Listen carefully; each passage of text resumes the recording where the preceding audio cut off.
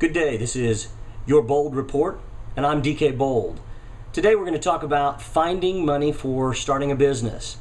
Now, Inc. magazine just recently came out with their 10 ways to find money to start your business, and I wanted to comment on these, and this will be a two-part episode, so this will be the first 5, and in a follow-up video you'll see the second piece.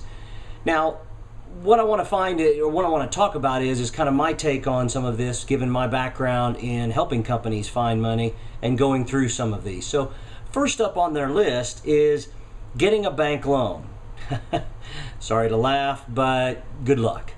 If you have 700 to 750 plus credit and you basically want to borrow, let's say $100,000, and you have assets of, well, I don't know, $500,000 to $1 million, you might get it.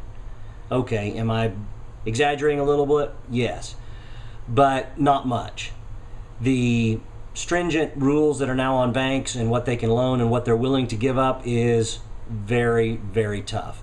So, hey, again, if you have lots of assets, go for it, but good luck to you. Number 2 on the list is a lot more realistic, and frankly, it's how most new businesses are started. The good old-fashioned credit card.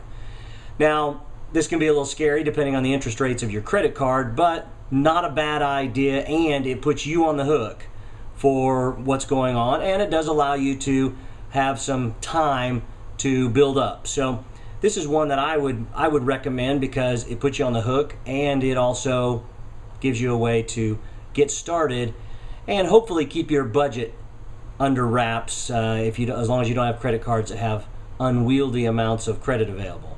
So definitely something to keep in mind.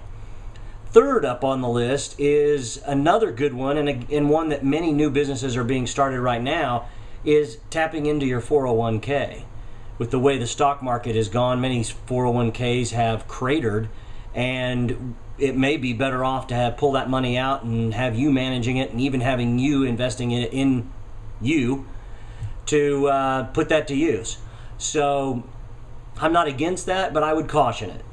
Here's a couple of things to consider. Again, you're taking your own money, and this is what you were going to retire on. So you want to be pretty darn sure and feel pretty good about the opportunity that you're investing in and in yourself. Have that confidence that you're going to be able to make it work, because it is difficult to pay back that 401k over time. So something to keep in mind as you move forward. Now, sometimes you can borrow against the 401k, and that's another option as well. Now, fourth up on Inc. magazine's list of how to find money for businesses is something that, while I'm familiar with it, I hadn't heard this terminology. It's called crowdfunding.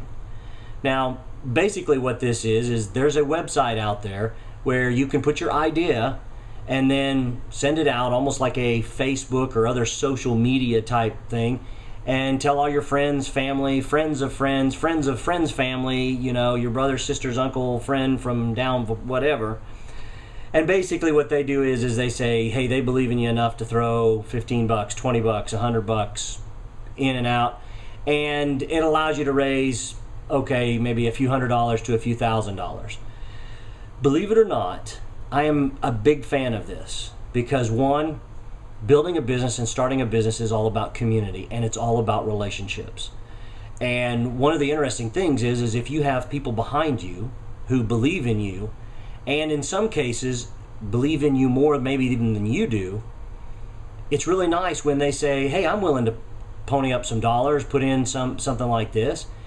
Now, do they get anything out of it? It's not one of those where, hey, well, I'm going to put in 20 and I'm going to get $100 back. No, it really doesn't work that way.